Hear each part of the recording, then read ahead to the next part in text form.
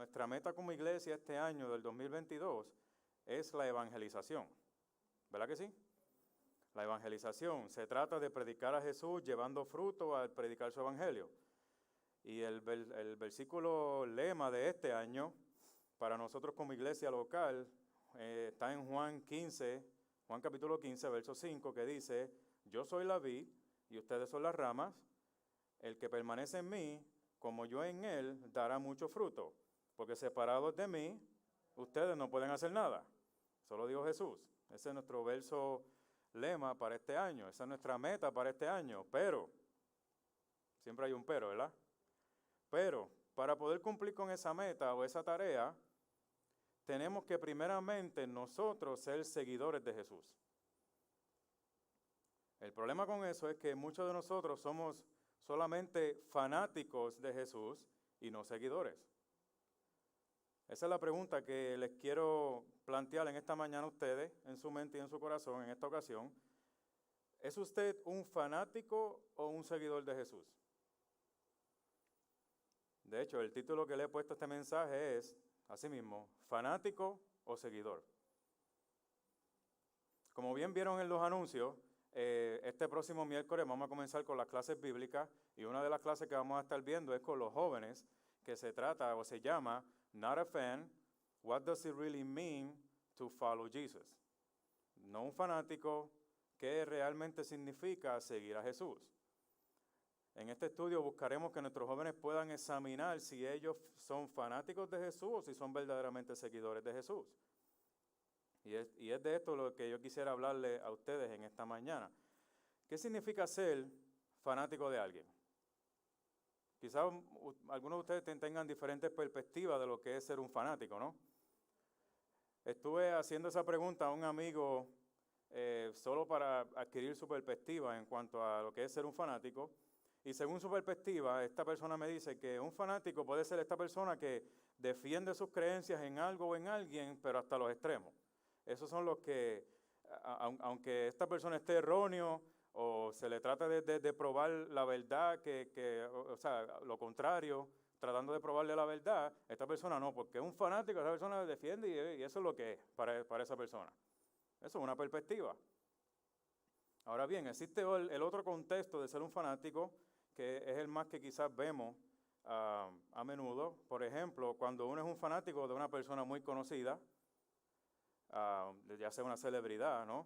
O un grupo, o un artista musical, o un equipo deportivo. O sea, muchos de nosotros somos fanáticos, por ejemplo, de algún equipo deportivo, ¿no? Un equipo de fútbol, de pelota, de baloncesto. Entonces, está esa persona que es fanático, ¿qué es lo que hace esa persona? Esa persona asiste a los juegos cuando puede, ve los juegos por televisión, se conoce las estadísticas de rabo a cabo, que si qué jugador es mejor, cuál es menos mejor, que si las estadísticas, cuántos juegos ellos han ganado, cuántos no, cómo están en la temporada. Incluso cuando van a los juegos, ellos se ponen toda lo que es la ropa, las camisas, las gorras del equipo. Ahora bien, esa persona, si es, por ejemplo, de fútbol, esa persona no está allí en el field cogiendo cantazos en el juego. Esa persona no hace ningún esfuerzo para que su equipo gane. Simplemente están ahí para animar a su equipo y para apoyar a su equipo. De la misma forma, uno es un fanático de algún artista musical. Y muchas veces, porque este artista es famoso o porque tira buena música, o si es un actor de cine, pues hace buenas películas, pues uno dice, wow, yo soy bien fanático de esa persona. ¿Por qué? Porque por las cosas que hace, por las cosas que provee. Estuve haciéndole esta pregunta también a mi hijo sobre esto, que ya ustedes ven que él está envuelto en la música, y yo le pregunté lo mismo, ¿qué tú crees que es un fanático? Porque él también, como músico, él tiene que ser fanático de algún artista de esos de rap. Y el problema eso no es ningún pecado, el uno ser fanático de cualquier artista musical. El problema es cómo usted permite que la música de ese artista influencie su vida y a qué extremo usted lo lleva. Entonces, haciéndole la pregunta a él, me dice, bueno, él es fanático porque pues, a él le gusta la música, él puede identificarse con algunas canciones que ese artista provee. Pero yo le dije, pero ¿qué sucedería si ese artista musical deja de ofrecer a los fanáticos lo que le gusta? ¿Qué sucede si ese artista de repente como que perdió qué sé yo, su habilidad, ¿no? Y ya la música que tira, tú sabes, como que, y no tira muy buena música, o empieza a tirar música mala, o qué sé yo. Mi hijo me dice, bueno, si ese es el caso, pues yo dejo de seguirlo. Entonces yo como eso, porque ya no me gusta, ya lo que ofrece no me gusta.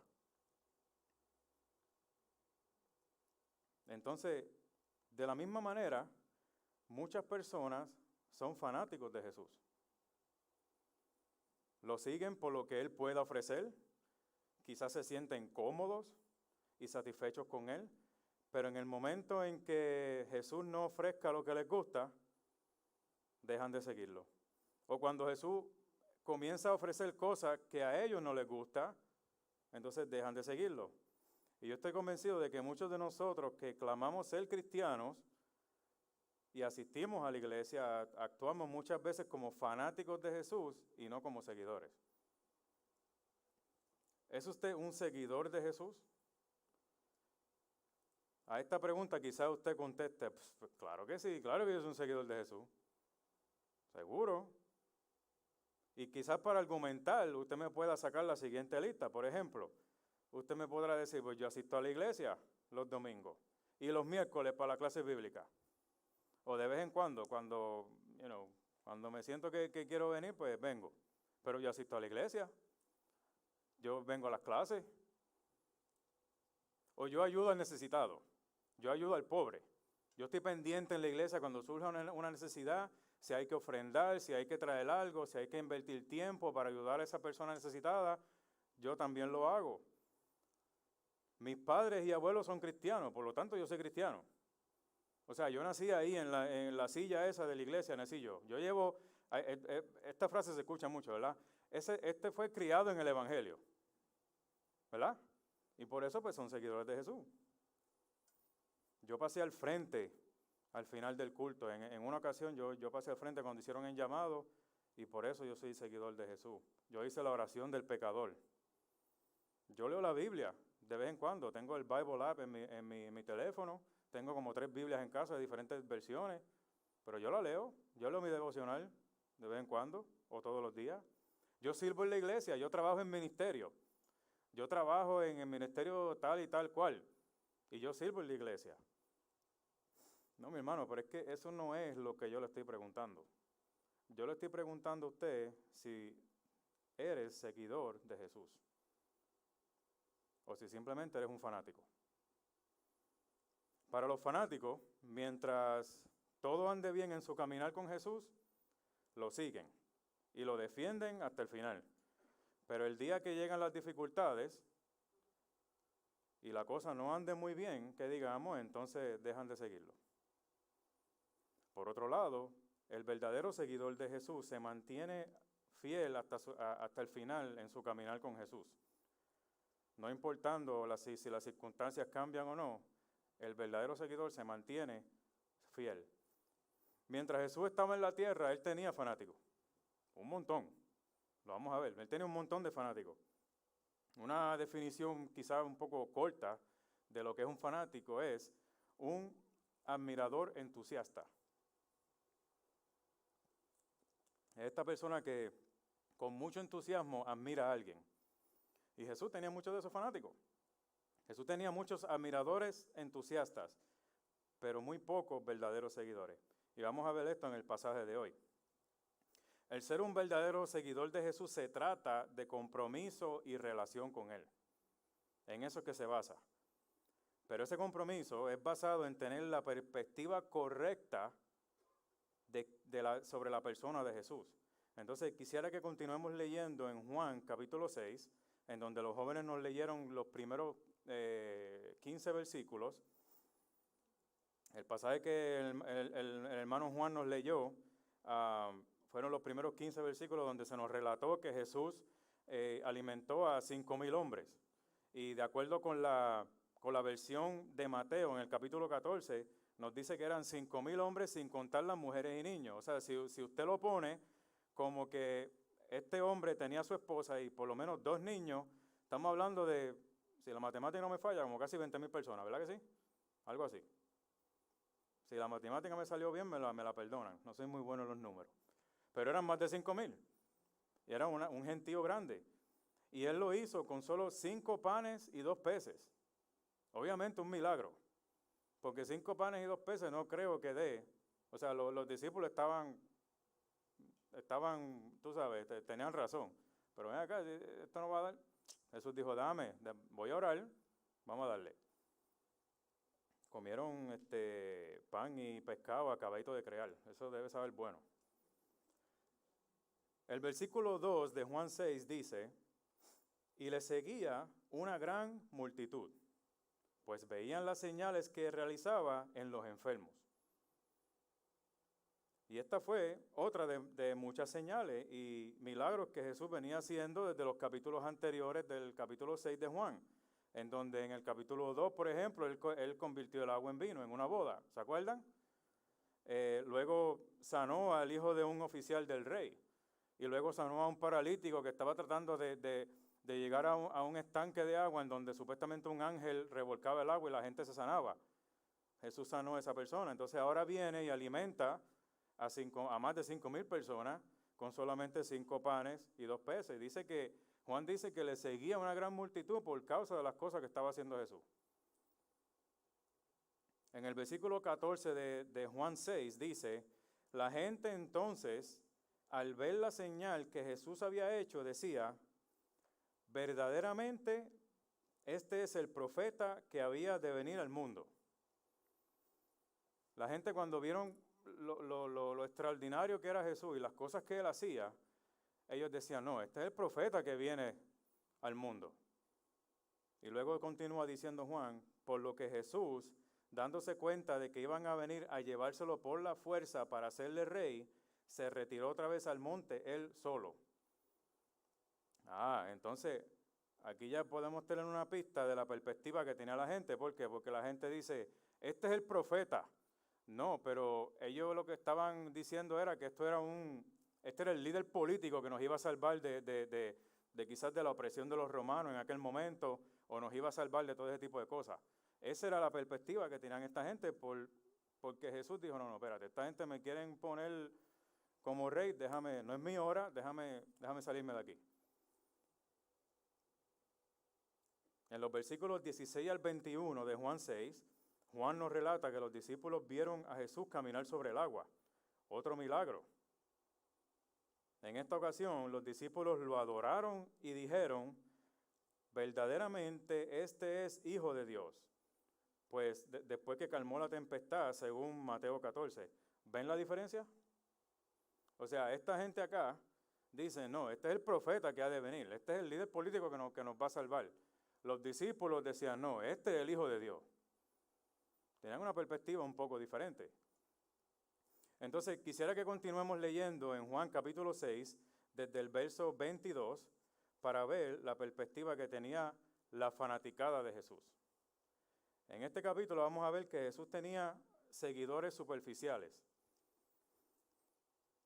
Y en este capítulo podemos ver cómo esos que lo seguían a él eran como los que dice Primera de Juan capítulo 2, verso 19, que dice, salieron de nosotros, pero en realidad no eran de nosotros, porque si hubieran salido de nosotros, habrían permanecido con nosotros, pero salieron a fin de que se manifestara que no todos son de nosotros.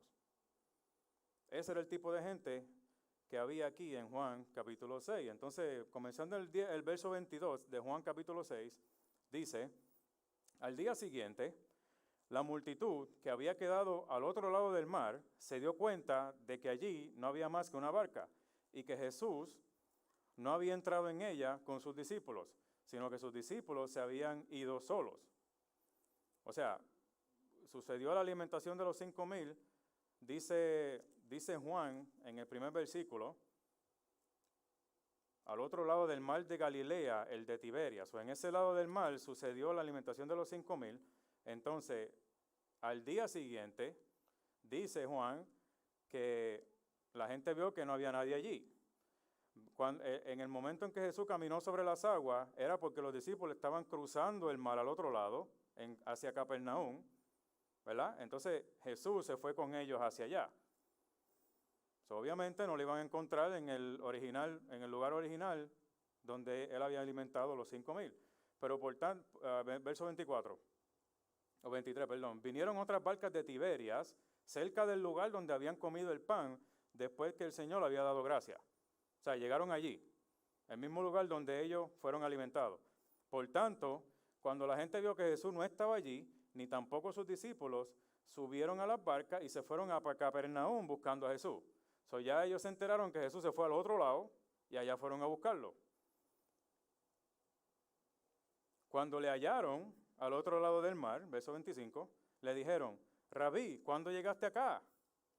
O sea, esta gente venían buscando a Jesús. Lo hallaron y le dijeron, ¿cuándo fue que tú llegaste acá? Verso 26, Jesús le respondió y dijo, en verdad os digo, me buscáis no porque hayáis visto señales, sino porque habéis comido de los panes y os habéis saciado. ¿Ven lo que está sucediendo aquí? Esta gente vinieron al otro día. No sé si fue mañana o tarde o mediodía. Juan no nos especifica. Pero vinieron al otro día buscando a Jesús en el mismo sitio donde todos se recostaron en la grama para comer pan. No lo encontraron. Se fueron al otro lado. Allá lo encontraron. Y parece que venían buscando el desayuno o el almuerzo, porque no sé la hora que era, solamente era el día siguiente. Ayer ellos fueron alimentados por Jesús, milagrosamente, y hoy vienen buscando otro plato de comida. ¿Por qué? Porque eso fue lo que Jesús le dijo. Jesús le dijo, en verdad os digo, me buscan no porque hayáis visto señales, sino porque habéis comido de los panes y os habéis saciado. O sea, tú no me estás buscando porque yo hago milagros y todo ese tipo de cosas, no. Tú me estás buscando porque tú estás buscando un beneficio para ti, un beneficio material, un beneficio físico, no necesariamente un beneficio espiritual. Él dice, trabajad no por el alimento que perece, sino por el alimento que permanece para vida eterna, el cual el Hijo del Hombre os dará, porque a este es a quien el Padre, Dios, ha marcado con su sello.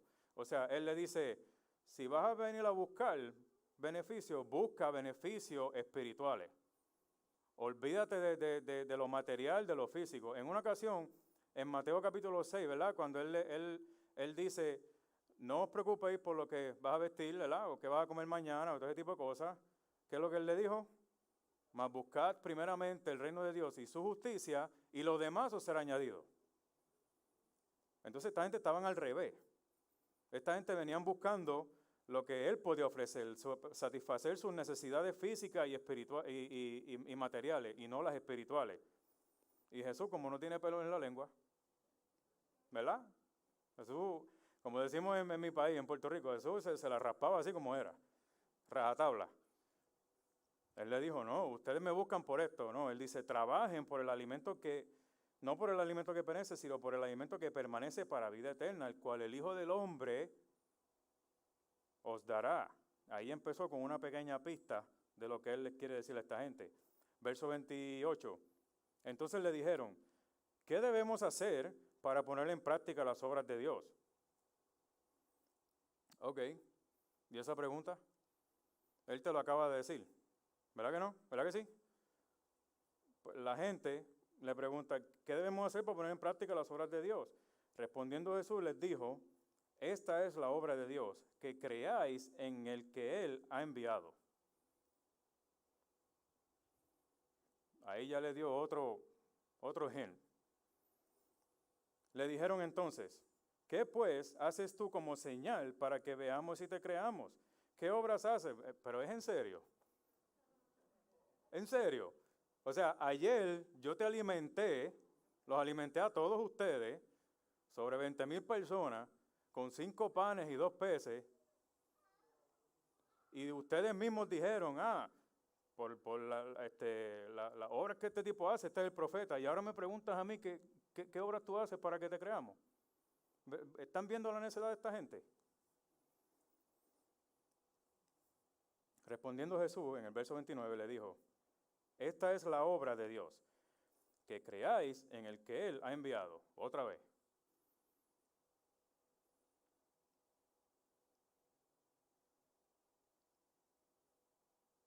El verso 30, perdón, verso 31. Nuestros padres comieron el maná en el desierto, como está escrito, les dio a comer un pan del cielo. O sea, esta gente dice, ok, ¿qué tú haces para que nosotros creamos en ti? Porque fíjate, en la antigüedad, nuestros padres, hubo un milagro. Dios nos dio maná del cielo, pan del cielo, y por eso ellos creyeron. Entonces, ¿qué es lo que tú puedes hacer para que nosotros creamos en ti? Ese era el argumento de la gente. Entonces dice, entonces Jesús les digo, en verdad os digo, no es Moisés el que os ha dado el pan del cielo, sino que es mi Padre el que os da el verdadero pan del cielo. Porque el pan de Dios, que es el que baja del cielo y da vida al mundo. Entonces le dijeron, Señor, danos de este pan. ¿Ok? Verso 35, Jesús les dijo, yo soy el pan de la vida, el que viene a mí no tendrá hambre, y el que cree en mí nunca tendrá sed. ¿Ven la dirección que lo está llevando Jesús? Pero ya os dije que aunque me habéis visto, no creéis. Ahí está el problema. No creen, te lo llevo diciendo desde hace rato. Yo vengo haciendo milagros, vengo haciendo todo este tipo de cosas, y ustedes no creen. No creen en mí. Todo lo que el Padre me da, vendrá a mí. Y el que viene a mí, de ningún modo lo echaré fuera. Porque he descendido del cielo, no para hacer mi voluntad, sino la voluntad del que me envió. Y esta es la voluntad del que me envió, que de todo lo que Él me ha dado, yo no pierda nada, sino que lo resucite en el día final. Y esta frase es bien importante, manténgala en su mente. En varias ocasiones aquí Él dice, sino que yo lo resucite en el día final. Porque vamos a ver en qué dirección Él nos está llevando. Porque esta es la voluntad de mi Padre, que todo aquel que ve al Hijo y cree en Él, tenga vida eterna, y yo mismo lo resucitaré en el día final. ¿Qué es lo que está diciendo Jesús aquí? Si tú me vas a buscar a mí, no me busques por lo que yo te puedo ofrecer. Búscame por quien yo soy. Búscame porque yo te puedo satisfacer a ti tus necesidades espirituales. Hermano, y su mayor necesidad, de todo, la mayor necesidad espiritual que nosotros tenemos es la vida eterna. Es el que seamos librados de la condenación eterna que nos espera por causa de nuestros pecados y recibamos la vida eterna y Jesús nos resucite en el día final. Y lo de la frase de Jesús nos resucita en el día final, ¿qué quiere decir él con eso? ¿Quién es el único que puede levantar de los muertos? ¿Quién? Dios. Por lo tanto, ¿qué es lo que le está diciendo? Yo soy Dios. Si tú me vas a buscar a mí, búscame a mí por quien yo soy. No porque por los beneficios materiales o físicos que yo te puedo ofrecer. Búscame por quien yo soy. Porque yo mismo te voy a resucitar en el día final. Verso 41. Por eso los judíos murmuraban de él, porque había dicho, yo soy el pan que descendió del cielo. Y decían, en el verso 42, decían, ¿no es este Jesús, el hijo de José, cuyo padre y madre nosotros conocemos? ¿Cómo es que ahora dice, yo he descendido del cielo? ¿Ustedes ven? ¿Están viendo? Jesús está diciendo, yo los voy a resucitar, yo te estoy diciendo quién yo soy. Y la gente, ¿y este tipo quién es? La gente está como que, pues este es el hijo de José y María, que nacieron allí y se criaron allí. ¿Y cómo es que él dice que él fue el pan que cayó del cielo? La gente no creía. Respondiendo Jesús, les dijo, no murmuréis entre vosotros. Nadie puede venir a mí si no lo trae el Padre que me envió. Y yo lo resucitaré en el día final. Una vez más. Escritos están entre los profetas, y todos serán enseñados por Dios. Todo el que ha oído y aprendido del Padre viene a mí. ¿Ven lo que está diciendo ahí? Todos serán enseñados por Dios, así que todo el que oyó al Padre y aprendió de él viene a mí. Y después él dice, no es que alguien haya visto al Padre, sino que aquel que viene de Dios, éste ha visto al Padre. ¿Quién fue el que vino de Dios? Jesús. ¿Y quién es el que le va a enseñar a los demás para que vengan al Padre? Jesús. En verdad os digo, el que cree tiene vida eterna. Otra vez, el que cree tiene vida eterna. Yo soy el pan de la vida. Ahora Jesús se la va a batear. Vuestros padres comieron el maná en el desierto y murieron. Este es el pan que desciende del cielo para que el que coma de él no muera. Tú me estás sacando en cara a mí el milagrito que hizo Jesús con el pan del cielo. Ese pan ellos comieron y ellos murieron. Yo, que soy el pan del cielo, si tú comes de mí, yo te voy a dar vida eterna. No vas a morir. Verso 51, yo soy el pan vivo que descendió del cielo. Si alguno come de este pan, vivirá para siempre. Y el pan que yo también daré por la vida del mundo es mi carne. Ok, ahora ¿en qué estamos entrando ahí? Para nosotros que tenemos el Nuevo Testamento, ¿verdad?, en nuestras manos, y estamos aquí después de la cruz, es obvio lo de que él está hablando, ¿verdad que sí? ¿De qué le está hablando? De la crucifixión, de su carne.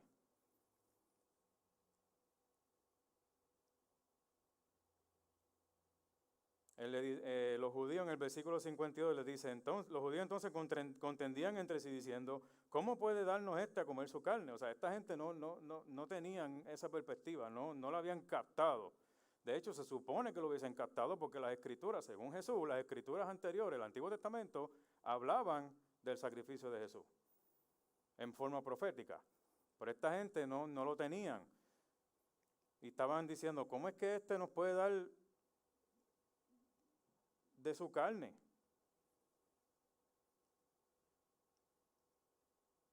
Él dice, porque mi Padre, verso 55, porque mi carne es verdadera comida y mi carne y mi sangre es verdadera bebida. El que come de mi carne y bebe de mi sangre permanece en mí y yo en él. Como el Padre que vive me envió y yo vivo por el Padre, asimismo el que me come, él también vivirá por mí. Este es el pan que descendió del cielo, no como el que vuestros padres comieron y murieron. El que come de este pan vivirá para siempre. Esto dijo Jesús en la sinagoga cuando enseñaba en Capernaum, allá donde lo encontraron, al otro lado.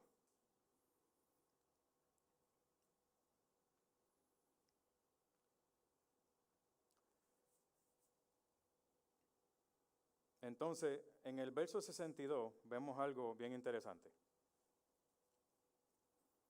O bueno, en el 60. El 60, ellos dicen, por eso muchos de sus discípulos, dice Juan, cuando oyeron esto, dijeron, dura es esta declaración, ¿quién puede escucharla? Ya esta gente como que ya no estaban, este tipo está hablando cosas que no sé. Pero Jesús, sabiendo en su interior que sus discípulos murmuraban por esto, les dijo, ¿esto os escandaliza? O sea, lo que te acabo de decir te ofende. Lo que te acabo de decir te causa tropiezo. Lo que te acabo de decir como que no lo quieres aceptar, es muy difícil de tragar. Y les dice, el espíritu es el que da vida y la carne para nada aprovecha. Las palabras que yo os he hablado son espíritu y son vida. ¿Ves que lo que yo te estoy ofreciendo es para tu satisfacción espiritual? Pero hay algunos de vosotros, dice Jesús, que no creéis. Ahí está el problema otra vez. No creen. Porque Jesús sabía desde el principio quiénes eran los que no creían y quién era el que le iba a traicionar. Jesús sabía que él lo que tenía era mucha fanaticada. Y no necesariamente muchos seguidores. y decía, por eso os he dicho que nadie puede venir a mí si no se lo ha concedido el Padre. Y en el verso 66 es lo que vemos, que es el punto clima aquí de esto. Dice, como resultado de esto, muchos de sus discípulos se apartaron y ya no andaban con él. Wow. ¿Muchos de quién? De sus discípulos. No de la gente que venía siguiéndolo y buscándolo, no. Sus discípulos, decía él. Entonces, o sea, después que pasó esto, parece que el número de gente, las multitudes, cualquiera que fuese el número que los iba siguiendo, lo más probable los mismos 5,000 que recibieron el alimento el día anterior, right? Eran que venían siguiéndolo. De ese número grande, parece que se redujo a solamente los 12 discípulos. Porque miren el verso 67. Él les dice, entonces Jesús les dijo a los 12, ¿acaso queréis vosotros iros también? O sea, la gente se fue, ya no, este tipo, no, este está hablando cosas que a mí no me gustan. Se fue y Jesús se vira a los 12 y le dice, ¿y ustedes se van a ir también? ¿Qué van a hacer ustedes? Simón Pedro le respondió, Señor, ¿a quién iremos? Tú tienes palabras de vida eterna. Y nosotros hemos creído y conocido que tú eres el Santo de Dios. Simón Pedro era lo que yo le llamo el bocón del grupo. O sea, siempre en cada grupo, ¿verdad? Ya sea de amigos, de compañeros de trabajo, de familia o lo que sea, siempre hay un bocón, ¿verdad que sí? Siempre hay alguien de esos que tienen que explotar y decir algo en el momento menos esperado, o de esas personas que tú dices, brother, cállate la boca. Calladito te ves más bonito, en verdad. ¿Me entiendes? O sea, pero y en este caso, en esta ocasión, Pedro era lo que podemos llamar el bocón del grupo, pero él era el portavoz del grupo. Él expresó que ellos, los discípulos, los 12 discípulos, tenían la perspectiva correcta de que se debe tener sobre Jesús. Pedro dice que Jesús es el Santo de Dios y que solo Él tiene palabras de vida eterna. En Mateo capítulo 16, versos del 13 al 17, se nos relata lo siguiente. En esa ocasión, Jesús, con sus discípulos, Él le hace la pregunta y Él le dice, ¿quiénes dicen los hombres que soy yo?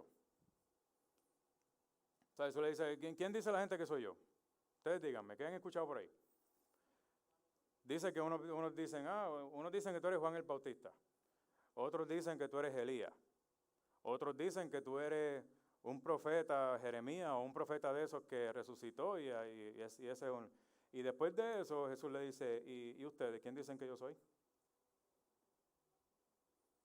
O sea, la gente tiene esa perspectiva de mí, la gente tiene esa opinión de mí, pero ¿y ustedes, que son mis discípulos, los más cercanos a mí, los 12? ¿Qué dicen ustedes quién soy yo? Y dice que respondiendo Simón Pedro otra vez, el bocón, ¿verdad que sí? Tú eres el Cristo, el Hijo del Dios viviente. Otra vez, la misma perspectiva. Pedro, hablando por el grupo, él le dice, no, nosotros no creemos que tú no eres más nadie más que el Cristo, el Hijo del Dios viviente. Jesús le dice, bienaventurado eres, Simón, hijo de Jonás, porque esto no te lo reveló carne ni sangre, sino mi Padre que está en los cielos. ¿Qué significa eso? Significa que si nosotros hemos podido llegar a tener la perspectiva correcta de quién es Jesús, no es porque es nuestra perspectiva, sino la de Dios. Es Dios el que nos da acá esa perspectiva. Pero no es nuestra perspectiva, es la de Dios. Es por causa de nuestra perspectiva que malinterpretamos las Escrituras. Es por causa de nuestras perspectivas que hasta diferentes denominaciones y sectas han surgido. ¿Por qué? Conteniendo diferentes doctrinas. ¿Por qué? Porque nos dejamos llevar por nuestra perspectiva y no la de Dios. en los últimos versos de Juan capítulo 6, después que Pedro confesó que Él es el Santo de Dios, miren lo que Jesús le respondió, verso 70. Jesús le respondió, ¿no os escogí yo a vosotros los 12? Y sin embargo, uno de vosotros es un diablo. Oye, esas son palabras fuertes, por lo menos en esta generación, ¿no? Yo le digo eso a alguien, muchacho, tremenda ofensa. Y dice Juan, y él se refería a Judas, hijo de Simón Iscariote, porque uno de los 12, le iba a entregar. Entonces Jesús le dice, la perspectiva que tú tengas de mí, te la dio Dios. ¿Por qué? Porque yo te escogí. Yo fui el que te escogió y te dio esa perspectiva. Pero aún así, es tu responsabilidad tener esa perspectiva para conmigo. Porque aunque yo te haya escogido, como le sucedió a Judas, que no tenía la perspectiva, ese lo iba a abandonar. ¿Ustedes se acuerdan de la parábola del sembrador que vimos el mes pasado? Y se acuerdan que en un momento, cuando Jesús estaba hablando por parábola, los discípulos vinieron donde él y le dijeron, oye, ven acá, ¿por qué tú le hablas a esta gente por parábola?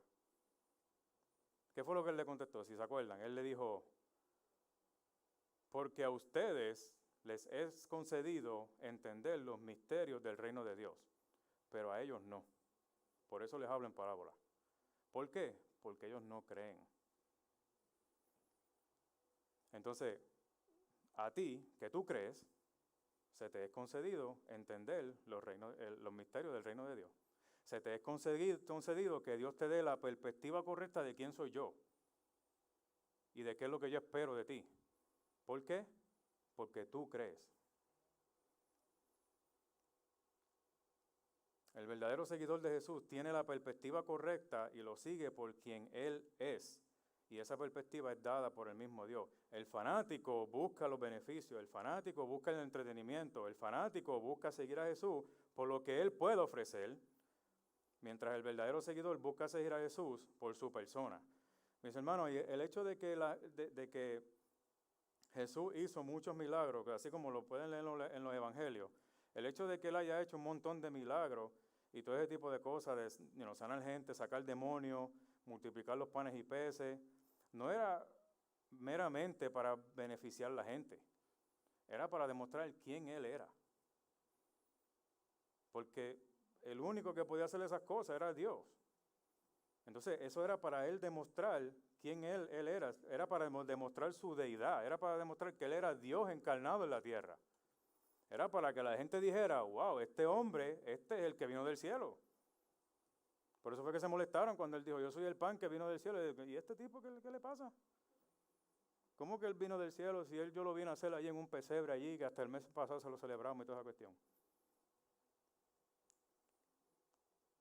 Pero no tenían la perspectiva correcta. Y aún así la gente no creía, no le seguían. Así Él demostraba su deidad, Él demostraba quién Él era, no creían. Entonces yo le hago la pregunta a usted. ¿Tú crees que Jesús es el Dios encarnado? Usted dirá, por favor, eso es obvio. But, claro que sí. Bueno, parece que no, porque muchas veces demostramos que no le seguimos por quién Él es, sino que solo buscamos sus beneficios. Porque quizás no tenemos la perspectiva correcta de quién es Él. Entonces, a manera de aplicación, yo quisiera contestar la siguiente pregunta. ¿Cómo entonces podemos llegar a ser seguidores de Jesús y mantener nuestro compromiso con Él? Y yo estoy seguro que ustedes están ansiosos por saber eso, ¿verdad? ¿Cómo podemos llegar a ser seguidores de Jesús y mantener nuestro compromiso con Él? Bueno, número 1, tenemos que nacer de nuevo. Tenemos que nacer de nuevo. ¿Se acuerdan ustedes de la conversación que tuvo Jesús con Nicodemo? ¿Verdad que sí? Juan capítulo 3, desde el verso 1, dice, había un hombre de los fariseos llamado Nicodemo, prominente entre los judíos. O sea, este hombre era un fariseo, lo cual era un líder religioso, lo cual era alguien de suma importancia en esa área. Este vino a Jesús de noche y le dijo, Rabí, sabemos que has venido de Dios como maestro, porque nadie puede hacer las señales que tú haces si Dios no está con él. Ah, este tipo tenía la perspectiva correcta, ¿verdad que sí? Él le dijo, no, yo sé quién tú eres, yo sé que tú eres maestro, yo sé que por las cosas que tú haces, a menos que tú seas de Dios, ¿me entiendes? Ese era Nicodemo.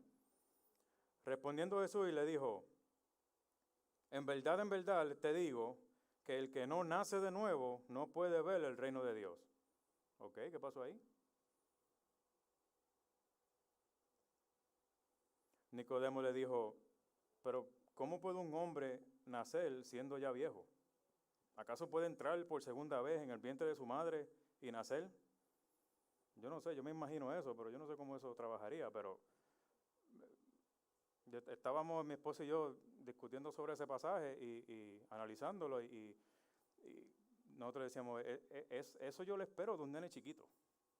De los niños que tuvimos aquí, que mandamos a las clases, esa pregunta yo la espero de un niño chiquito. Uno de los niños, pero ven acá, ¿cómo yo puedo entrar de nuevo? Pero Nicodemo hizo la pregunta.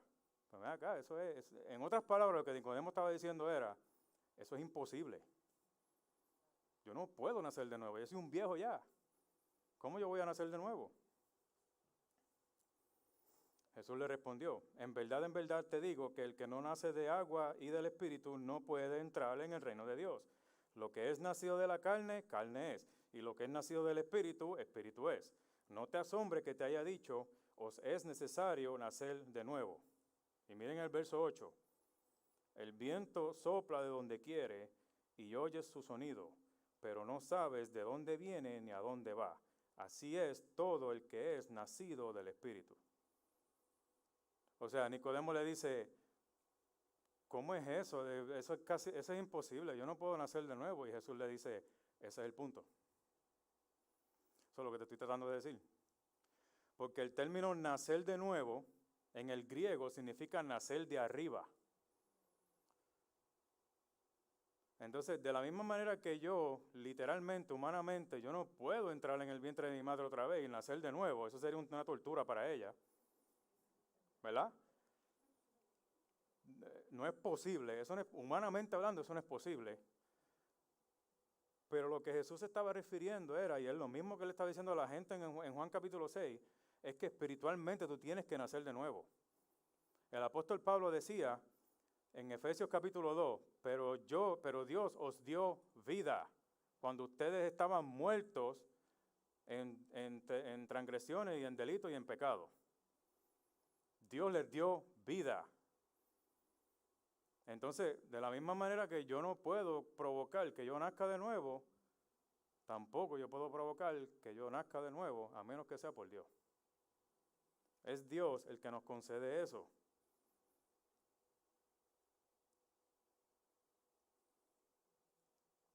El nuevo nacimiento es obra de Dios. Por eso es que Él dice, en el verso 8,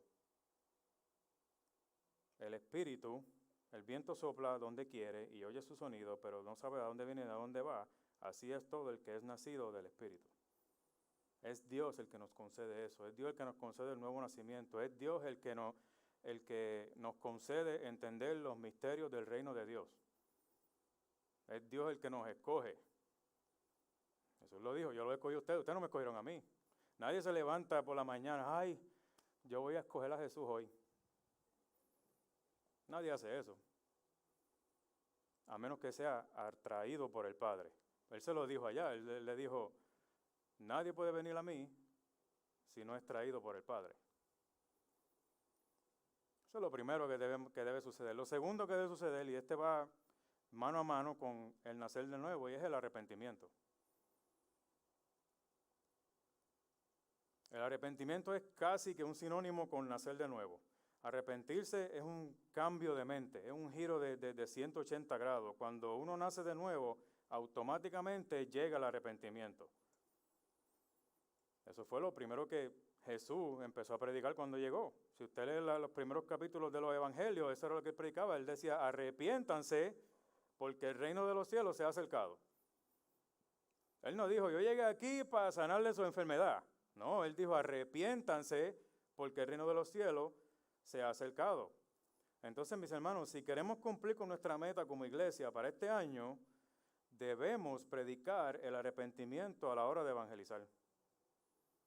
El arrepentimiento es algo que hoy en día brilla por su ausencia en la evangelización y en la predicación desde el púlpito. Compartíamos con los líderes de jóvenes en una reunión que tuvimos esta semana, que debemos romper el patrón que muchas veces seguimos como iglesia. O sea, al principio del año, este año vamos a evangelizar. Este año vamos a hacer esto, vamos a hacer aquello, pero después llega el final del año y miramos hacia atrás y nos preguntamos, ¿y qué fue lo que hicimos? No lo hicimos. Y la razón es porque se nos hace difícil evangelizar. ¿Verdad que sí? ¿Están de acuerdo conmigo? Se nos hace difícil evangelizar. El pastor Herminio, la semana pasada, él se preguntaba, ¿por qué se nos hace tan difícil evangelizar? ¿Usted se acuerda de esa pregunta que él hizo? Se la llevó para su casa, lo pensó. ¿Por qué se nos hace tan difícil evangelizar? Y yo también me lo he preguntado, ¿por qué se me hace tan difícil evangelizar? Pues bueno, pastor, déjeme darle una respuesta a esa pregunta. Y la razón por la cual se nos hace difícil evangelizar, una de las razones es porque sabemos que tenemos que predicar el arrepentimiento. Esa es una. ¿Por qué? O sea, es decir, es mucho más fácil predicarle a las personas que si ponen su fe en Jesús, todo le va a ir bien, que si ponen su fe en Jesús, sus problemas se le van a acabar, van a ser sanados, van a esto y esto y esto, y quizás todo eso es verdad, pero no le predicamos el arrepentimiento. ¿Por qué? Porque cuando viene el arrepentimiento, cuando hay que predicarles a ellos de que por su pecado ellos están separados de Dios, que ellos tienen la necesidad de arrepentirse, necesitan un Salvador, entonces sufrimos el rechazo. ¿Verdad que sí? ¿Les ha pasado a ustedes? Sufrimos el rechazo, ¿por qué? Porque es más fácil predicarle a la gente de todos los beneficios de Jesús. Es más fácil hacer fanáticos de Jesús allá afuera. Pero es más difícil predicarles el hecho de que necesitan del Evangelio de Jesús porque ellos están condenados a una condenación eterna por causa de sus pecados y necesitan arrepentirse. Ahora bien, aunque debemos predicar el arrepentimiento, debemos tener en cuenta lo siguiente. El arrepentimiento es algo que también es concedido por Dios, al igual que el nuevo nacimiento. Jesús lo dijo en Juan, capítulo 6, verso 65, ¿verdad? Nadie puede venir a mí si no se lo ha concedido el Padre. En Efesios, capítulo 2, verso 8, dice, porque por gracia habéis sido, ¿qué? Salvo, por medio de la fe. Y esto no es de vosotros, sino que es, ¿qué? Don de Dios. No por obras para que nadie se gloríe. O sea, hasta la fe es un don de Dios. Hasta la fe es algo que Dios nos concede. En 2 de Timoteo, capítulo 2, verso 25, Pablo le viene hablando a Timoteo sobre cómo debe ser el siervo del Señor, ¿verdad? Y él le dice a Timoteo, y el siervo del Señor no debe ser rencilloso, sino amable para con todos, apto para enseñar, sufrido, corrigiendo tiernamente a los que se oponen. Por si acaso Dios les da el arrepentimiento que conduce al pleno conocimiento de la verdad. ¿Lo ven ahí? Por si acaso Dios les da, y yo creo que la Reina Valera dice, por si acaso Dios les concede el arrepentimiento que conduce al pleno conocimiento de la verdad, y volviendo en sí, escapen del lazo del diablo, habiendo estado cautivos de él para hacer su voluntad. Ese es el propósito, predicar el arrepentimiento, ¿para qué? Para que la gente pueda escapar del lazo del diablo, que están cautivos a hacer la voluntad del diablo y vengan a la luz admirable de Cristo. En Ezequiel capítulo 36, versos 24 al 28, le dijo Dios al profeta, hablando de lo que él va a hacer con la nación de Israel, él les dice, porque os tomaré de las naciones, os recogeré de todas las tierras y os llevaré a vuestra propia tierra, entonces os rociaré con agua limpia y quedaréis limpios. De todas vuestras inmundicias y de todos vuestros ídolos los limpiaré. Además, yo les daré un corazón nuevo y pondré un espíritu nuevo dentro de vosotros. Quitaré de vuestra carne el corazón de piedra y les daré un corazón de carne. Pondré dentro de vosotros mi espíritu y haré que andes en mis estatutos y que cumpláis cuidadosamente mis ordenanzas. Si usted se da cuenta, ¿quién es el que está haciendo eso? Dios. Yo les voy a dar un corazón nuevo, yo les voy a quitar el corazón de piedra, yo les voy a dar un espíritu, yo voy a poner mi espíritu. Es más, yo haré que ustedes obedezcan mis ordenanzas. No fue Pablo en Efesios, quizás estoy mal, pero cuando Pablo dice, porque Dios es el que da el querer como el hacer, por su buena voluntad, ¿verdad que sí? Entonces todo lo hace Dios. En una ocasión leí un artículo que escribió un predicador y definió lo que es el arrepentimiento de esta manera. El arrepentimiento es un cambio de mente que lleva a un cambio de corazón, que lleva a un cambio de voluntad, que lleva a un cambio de vida. ¡Wow! El arrepentimiento es un cambio de mente que lleva a un cambio de corazón, que lleva a un cambio de voluntad, que lleva a un cambio de vida. Mi hermano, si usted ha experimentado el arrepentimiento, dele gloria a Dios, porque eso es evidencia de que Él está trabajando en su corazón. Eso es evidencia de que es el trabajo de Él en su corazón. Él es quien lo hace, pero si usted se niega a arrepentirse, entonces usted es responsable delante de Dios. Nuestra vida debe ser una de constante arrepentimiento. ¿Qué significa eso? El arrepentimiento no surge simplemente en un momento dado, cuando usted pase aquí al frente, o cuando alguien le predique, y usted hace la oración del pecador, me arrepiento de mis pecados, bien. No, el arrepentimiento no solamente sucede ahí, it's not a one-time event, como dicen en inglés. El arrepentimiento debe ser una vida constante de arrepentimiento. No es porque perdí mi salvación y me tengo que arrepentir otra vez, es para santidad, es para santificación. Cada vez que yo fallo delante, porque voy a fallar delante de Dios, ¿verdad que sí? ¿O quién no ha fallado delante de Dios? No veo las manos. Todos vamos a fallar delante de Dios. Así seamos los más cristianos, los más lindos que seamos, vamos a fallar delante de Dios. Entonces, cada vez que fallamos, debe ocurrir arrepentimiento.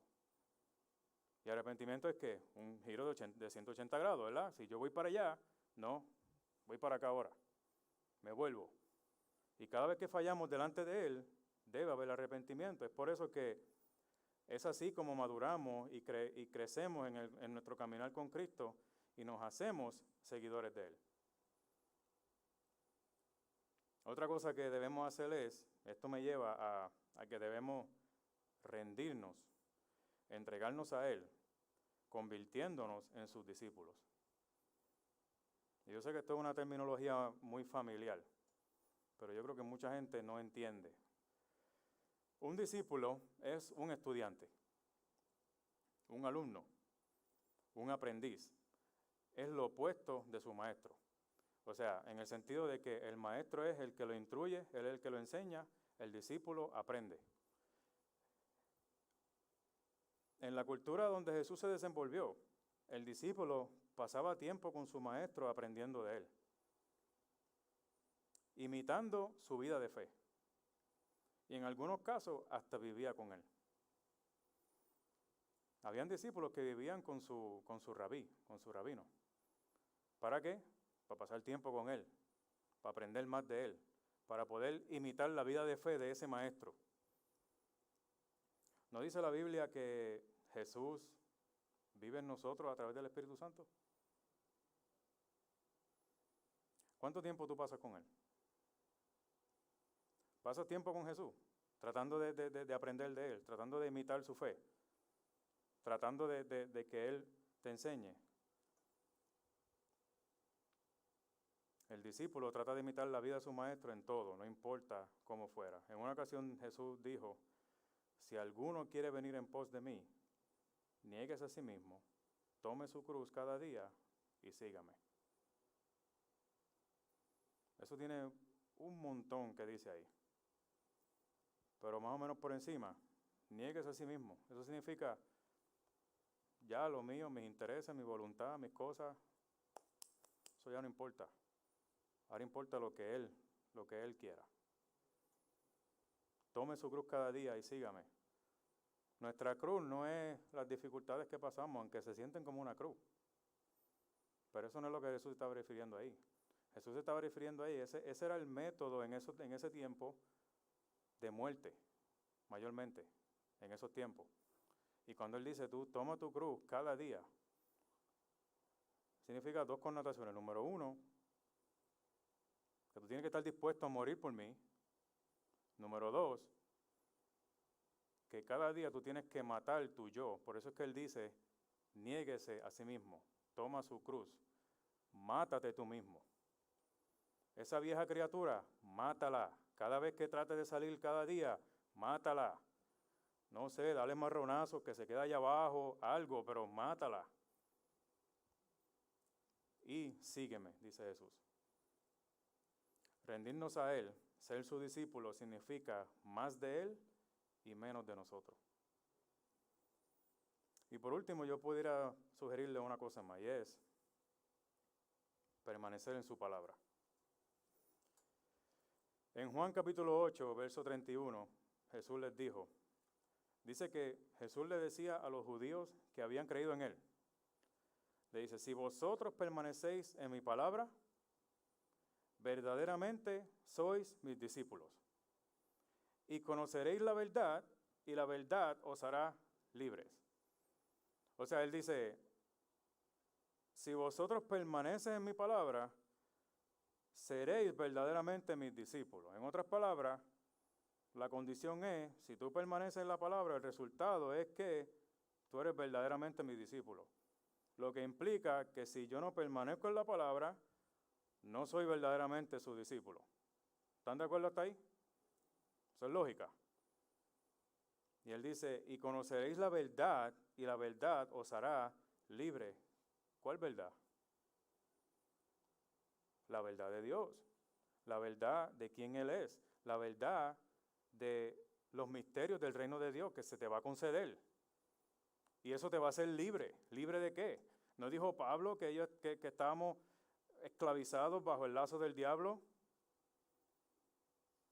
Y en el capítulo 6 de Romanos, Pablo habla de cómo estamos esclavizados del pecado, siguiendo la voluntad del pecado.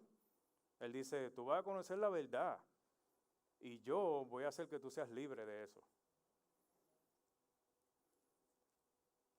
Para poder ser verdaderos discípulos de Jesús debemos permanecer en su palabra. Por eso yo les pregunté, ¿cuánto tiempo tú pasas en la palabra?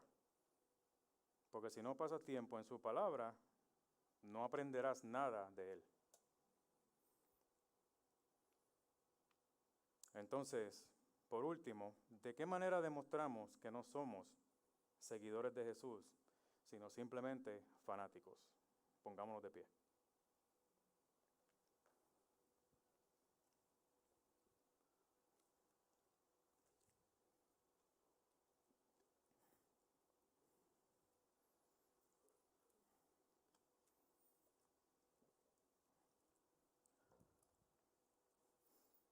¿De qué manera demostramos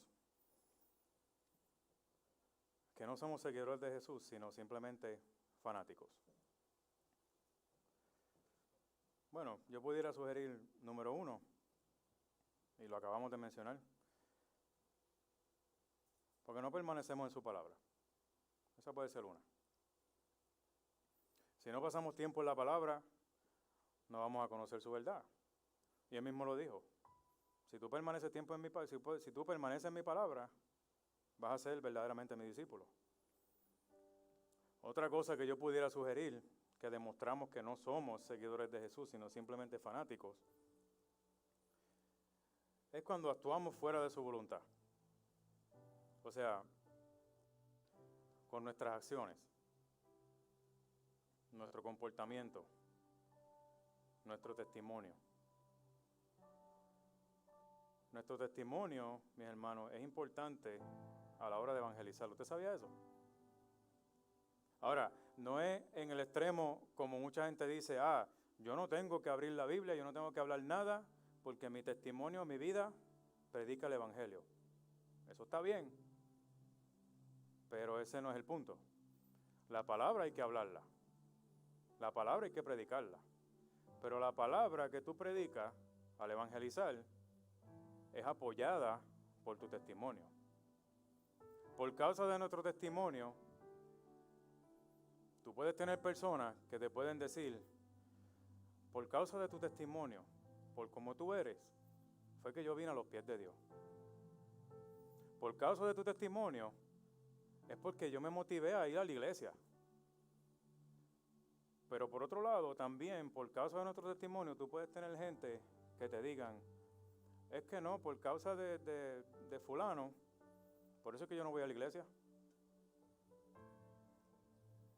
Porque mientras están en la iglesia, gloria a Dios, aleluya, pero cuando están afuera, mira cómo viven, pues para eso no voy para la iglesia. ¿Para qué? Y mira cómo ellos mismos se pelean unos con otros o lo que sea. No les interesa.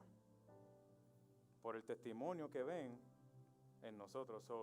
Nuestro testimonio puede ser o de tropiezo para alguien para que se aleje de Jesús, o puede ser razón por la cual personas puedan venir a los pies de Dios. Entonces, ¿cuál es tu testimonio?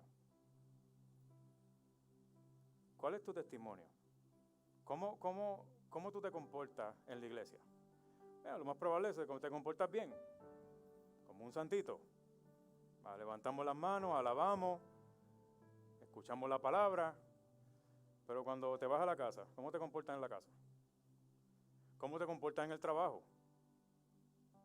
¿Cómo te comportas en cualquier otro lugar? ¿Cómo tú te proyectas por las redes sociales? Ay, hermano, tenía que llegar ahí. No, es que, como decimos en mi país, eso es lo que está el palo ahora, ¿no? Esa es la generación de ahora, las redes sociales. ¿Cómo tú te comportas por ahí?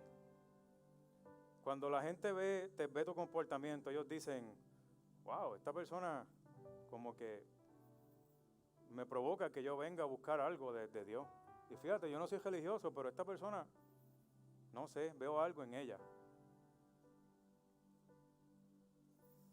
El apóstol Pablo, escribiéndole a Tito, en su carta, en el versículo 16 del capítulo 16, él dice, y el contexto que él estaba dando era hablando de los falsos maestros.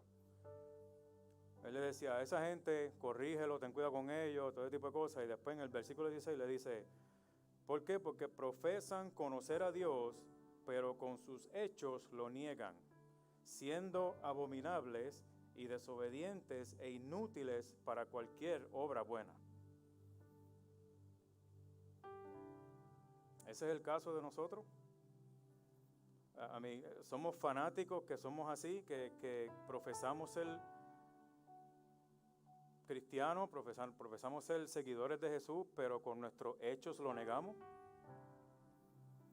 En Juan capítulo 3, verso 36, él dice, el que cree en el Hijo tiene vida eterna, pero el que no obedece al Hijo no verá la vida, sino que la ira de Dios permanece sobre él. Esto significa que todo el que cree obedece. ¿Ven la conexión que Juan hace ahí? Juan dice, el que cree en el Hijo tiene vida eterna. Chévere. Pero después dice, pero el que no obedece al Hijo no tiene la vida.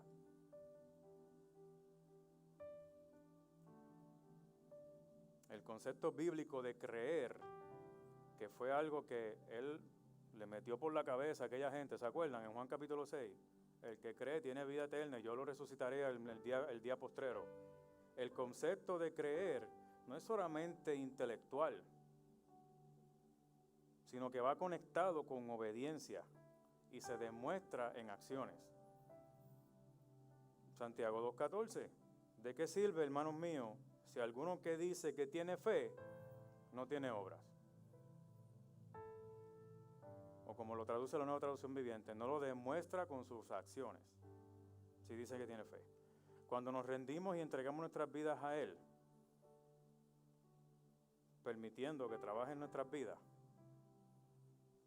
de esa manera vamos a poder ser seguidores de Él.